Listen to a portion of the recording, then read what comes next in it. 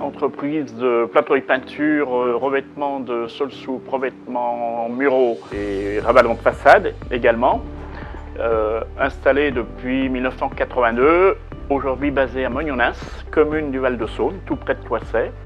On travaille dans un rayon de 50 à 60 km. La publicité se fait de bouche à oreille. La clientèle se décompose de la façon suivante, 70 à 80% de clientèle de particuliers. Ensuite, on a un cabinet d'architectes à Châtillon-sur-Chalaronne qui nous confie de très beaux chantiers. Alors, l'entreprise se compose de 4 salariés, un apprenti. On forme des apprentis depuis toujours. Donc aujourd'hui, on en a formé plus d'une vingtaine, c'est certain. Donc toujours en relation avec le CFA à Bourg, puisqu'aujourd'hui, il me convie chaque année aux corrections d'examens CAP, BP. La formation des apprentis au niveau de l'alternance, je trouve ça que c'est une très bonne formule parce que les apprentis voient autre chose au CFA. Ceux qui sont en plâtrerie peinture ne font pas forcément ce que l'on fait en entreprise. Au niveau de l'apprentissage, Alexis, pour le citer, avait fait ses 2 années de CAP peinture. Ensuite, il a fait ses 2 années de BP. Il avait 19 ans et demi. Ses parents, à l'époque, me demandent ce que je pensais faire avec Alexis. Alors, m'étant renseigné auprès du centre de formation à Bourg, j'avais réussi à obtenir qu'il pouvait faire une année connect en placo. Parce qu'aujourd'hui, pour moi, un salarié, il faut qu'il soit assez polyvalent, qu'il puisse toucher à tout. Donc, on a fait un nouveau contrat sur une année. Il a fait une année connect en placo, il a réussi l'examen puisqu'il a dû finir 2e ou 3e de sa section. Et ensuite, je l'ai embauché. Je lui ai dit à cette condition, je te garde, je t'embauche. Et avec un autre Jérôme qui a eu de très bonnes relations CFA, qui était très coté. Ces 2 personnes sont censées, d'ici 2-3 ans, de reprendre la suite. Parce que bon, moi, je vais faire valoir mes droits à la retraite. Ça va être dur de décrocher. Le contact va me manquer, ça c'est certain. C'est ma passion. Je suis toujours aussi passionné et amoureux de mon travail. Je me lève le matin avec plaisir pour ce travail.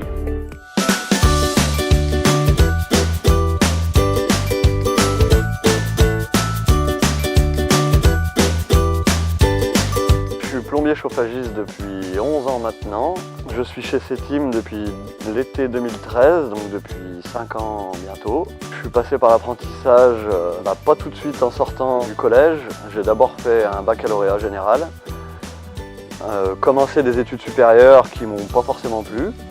J'ai arrêté, j'ai commencé à travailler d'abord à l'usine, le temps de trouver la plomberie chauffage et puis m'inscrire en CAP en 1 an. Parce que comme j'avais le baccalauréat, le CAP c'était en parcours personnalisé en 1 an. En 1 an, j'ai fini premier CAP de l'Ain, 2e Rhône-Alpes. J'ai enchaîné ensuite sur le BP et donc au bout des 3 ans de formation, c'était parti dans la vie active complètement. L'école, ça me dérange pas, mais je voulais pas aller en général.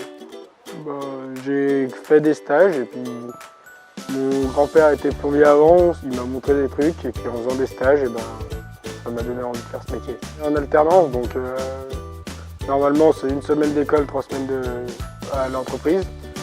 Donc à l'école, il y a 1 jour et demi d'atelier par semaine. Après, il reste 8 heures de techno et le reste en enseignement général. La techno nous sert un peu, mais sur le chantier, nous montre des méthodes, on va dire, plus faciles et surtout plus rapides. Maxime, donc ça fait 2 ans et demi qu'il est avec moi, tout le temps. Moi j'ai la chance de faire les chaufferies, mais du dépannage de temps en temps.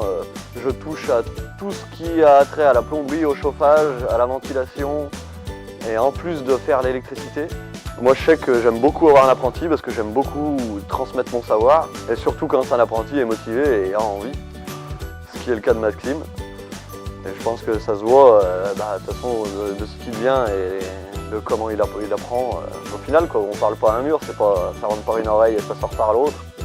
Si je fais une bonne année avec des bonnes notes et un assez bon diplôme à la fin avec une bonne moyenne, je vais essayer de continuer sur un BTS en alternance. Et après le BTS, avoir un BTS dans l'ingénieur fluide. Le patron veut l'embaucher, donc il a déjà son avenir tout fait s'il continue comme ça. Parce que de toute façon, des gens motivés comme ça, on en cherche beaucoup, parce qu'on a du mal à en trouver malheureusement. Oui, il voulait déjà m'embaucher avant que je fasse le BP, mais préfère avoir un bon chargement quoi, de diplôme et puis après faire ce que je veux. Être dans le bureau fluide, quoi, tout ce qui est comme ça. Créer les plans, un chef de chantier. L'important c'est de faire un métier qu'on aime. Le chauffage, la plomberie, il y en aura besoin tout le temps pour tout le monde. Donc c'est un métier qui a de l'avenir et qui aura toujours du travail. Si on est motivé, c'est bon.